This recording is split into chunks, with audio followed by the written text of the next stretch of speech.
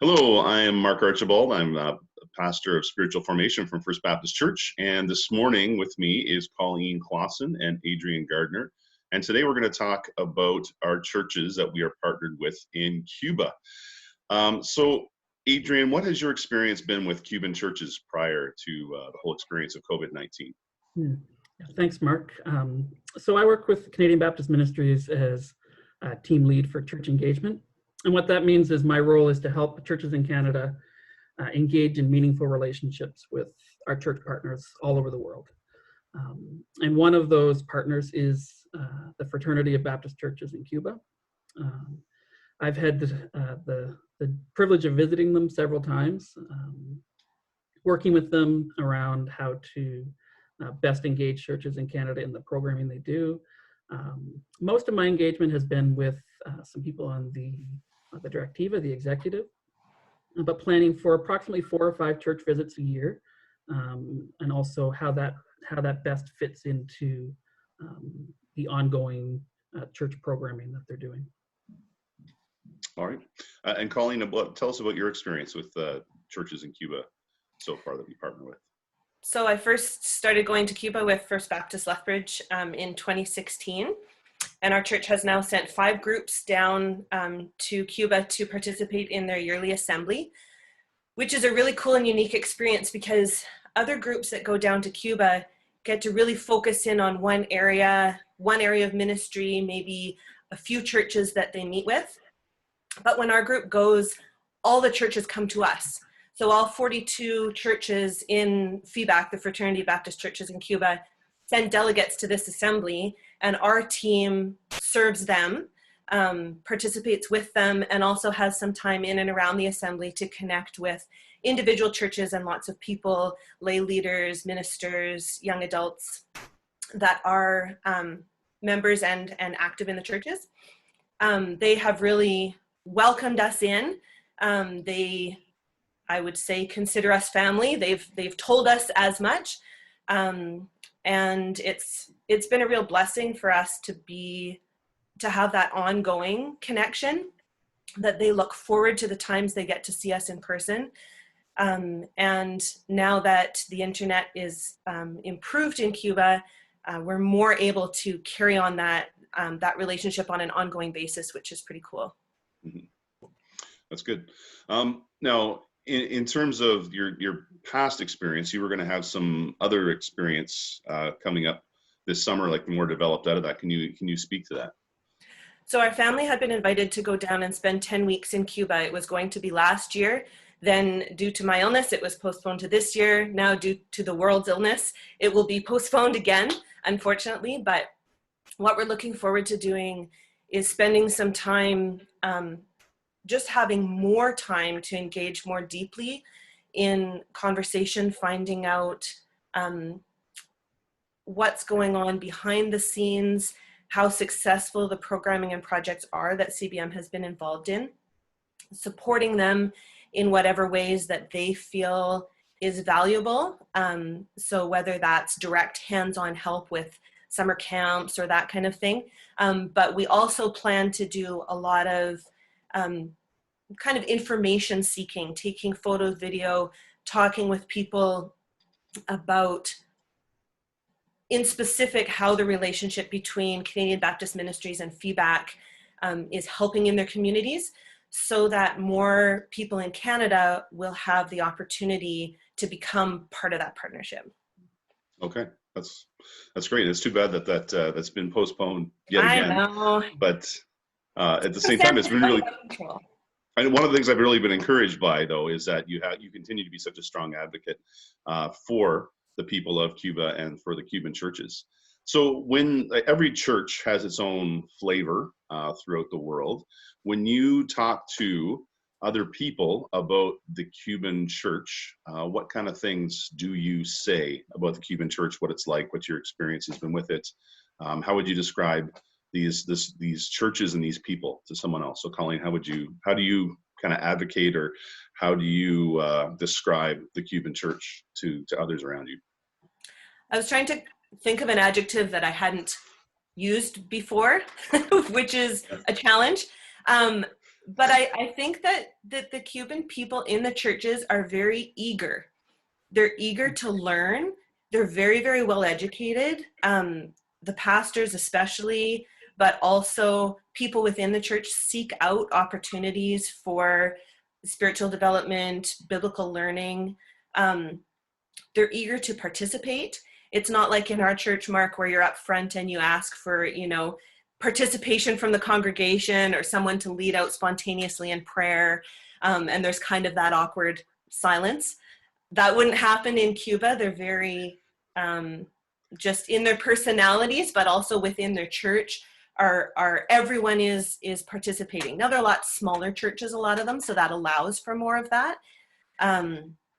But yeah, eager to learn, eager to participate, to welcome other people in, to be a part of the community around them, not just insulated in the church. I would say the churches are very much a part of the community because they're centralized in neighborhoods rather than being, in the suburbs or in a place where a lot of people from all over the city would come to the church. There would be smaller churches serving all throughout a city, serving the area that they exist in. Okay. Adrian, anything you would add in terms of your descriptions of the Cuban church when you talk to other people about our feedback partners? Eager is a great word. When I think of the Cuban church, I think of family. They really embody the sense that the church is a family. And they're in relationship with each other. It's a very, like, they look forward to being together in community and in relationship. That's one thing that has struck me every time I have opportunity to worship with them, and the way they care for each other. And the other, I'd say, is very ingenuity would be another word that I'd use to describe them, which has been forced upon them just with the reality of life in Cuba. You have to figure out how to do things without access to maybe the same products at the store. So, okay, we don't have access, we can't go to the store and buy that. How are we going to do that? Some of the ways that they're carrying out ministry, even with the limitations imposed on them, I just said would be very, very creative as they, obey the call to be the church in their community. Mm-hmm. Yeah, So with their limited resources, and then also with the realities of the pandemic we're in with COVID-19, I know one of the things that gets said often is that this affects everyone differently, right? It's the same experience in one sense, but everyone processes it and experiences it differently. And so, Colleen, from your experience interacting with your Cuban friends at this time, how is COVID-19 affecting our Cuban partners? So for each person individually, the main struggle is in accessibility to food. So they are trying their best to stay at home like we are, but staying at home for them means a 1 or 2 bedroom, maybe 400 square foot apartment, probably without a yard, maybe with a balcony. And going outdoors to get food can't be just a once a week thing like we try to do here, because for one thing, they're limited to what they're allowed to buy at a time, and they don't have the capability of storing food in their home for long periods of time. When they go out, lots of times it's with a sense of fear because they know they're going to have to stand in long lines. So up to 7 hours to stand in line and get chicken. You have to wear a mask the whole time. You're not supposed to even take it off to have a drink of water or something. In super hot temperatures, and police are there to enforce the physical distancing, which they're trying to do to 1 meter. There's no way they'd be able to do 2 meters at all. But from pictures that I've seen, it's really a struggle even to try and maintain 1 meter distance from people.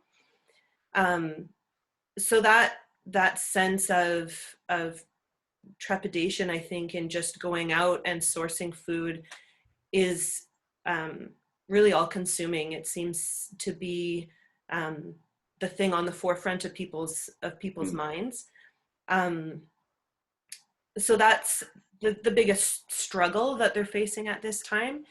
But because there's a little bit more access to internet and data on their phones, they can stay in touch through WhatsApp. That's really how the churches have managed to stay connected. And through Facebook, a lot of the pastors are writing out a sermon. They don't have the bandwidth to be able to broadcast live or to do YouTube or that kind of thing. But they're writing things out and they're sending it out to their members of their congregation. I get sent to me almost every day a morning and an evening prayer that's really, really beautiful and reflective, and just about giving thanks for life.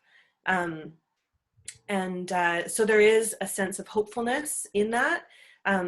The young adults did a little project a few weeks ago. So it's a group of all across Cuba, some of the 18 to 35-year-olds that would be hoping to meet this summer in their camp, did a little project here. I'll show you it here, where they all had they just took the picture with a white page in front of them. And then someone went through and put words on it. So this is Proverbs 4:23, which in Spanish translates to, over all things that you guard your heart, because from it flows life. Proverbs 4:23, and then remember it is the next one, and then yo feedback is jóvenes, the young people of feedback. And so you can see that I'm there in the picture. They told me that I am not too old or too Canadian to participate, that they considered me family and I had to be part of it. That's great. Yeah, so there's little messages like that going out to try and keep that connection and that, I guess, spiritual renewal. Is there anything else you can add to that, Adrian, about how COVID-19 is affecting our community? I think I'd agree with Colleen about just the sourcing of food. And that's not, in a sense, that's not new. The Cuban people are very used to having to line up, and the store may have something, it may not. But I was talking to a pastor yesterday in Havana, and that was his big challenge, was how do we, in a city that's as crowded as Havana, with these small shops that sell food, how do you do physical distancing when people are crowding and pushing, trying to get in? So that's a challenge. I mean, in terms of church activities, as Colleen said, most are on hold. This pastor was telling me again through WhatsApp is how he was checking in with most of his people. But that whole relationship family piece that I mentioned is still very strong. He's caring for his congregation in his community and checking in with them regularly on how things are going. In terms of CBM programming, most of the stuff is on hold right now in terms of the regular workshops and training. Some of it's able to take place through WhatsApp, but again, that's very limited. So the big impact, I think, on Cuba, which I think we're going to see in a lot of places around the world, is the impact that COVID-19 is having on food security. Okay. So that's the reality right now. In terms of moving forward from here, what does recovery look like for the Cuban churches, and what does our partnership with them look like moving forward from here? So in terms of CBM's partnership with Feedback, the details of a COVID-19 response aren't, I can't spell out exactly what it's going to look like. It's in proposals, and we're working with them on how best to support them in that. But it will be most likely centered around food relief. So how do we come alongside the church in Cuba offering food assistance to the most vulnerable in their communities? That's what they have expressed as the need, and that's what they have expressed a desire to try to try to meet that need through the church, which it's exciting. There's hope that within a couple months things will start to allow movement, and they'll be able to be together, and some of the other work will be able to continue. But as it is here, we don't really know. We pray and we hope that will happen, but yeah, we don't know. I guess for me, the encouraging thing is that the church in Cuba, just like the church here, continues to do ministry and continues to be the church, even in a very strange and different time. Yeah. So yeah, we look forward to, as CBM, as churches in Canada, coming alongside feedback and helping in this interim period through food assistance, and then continuing with our ongoing partnership and relationship. Mm-hmm. All right. And Colleen, what things have you observed about going forward from here in terms of your interaction with the people there? What things do they hope for, look forward to following all of this? I think at this moment, like a lot of us are just kind of in a state of survival. How do we make it through what's going on right now? But they do have a sense of when this lifts, when, kind of a looking to the future, trying not to get too stuck. I think they're really looking forward to, like all of us, being able to meet face to face. It'll be a challenge for them, as we say, well, probably people won't shake hands anymore. I can't imagine how that will be for the Cubans to have to think of, well, do we still hug and kiss when we greet each other? So some of those kinds of things I think will be maybe something to, hopefully they won't lose that warm feeling, even if there is that little bit of distance to it. Yeah, so I think just trying to figure out, reconnecting with people in their congregations and groups that they maybe haven't had as much contact with through this, finding out how they're doing, and how they can start up some of those things.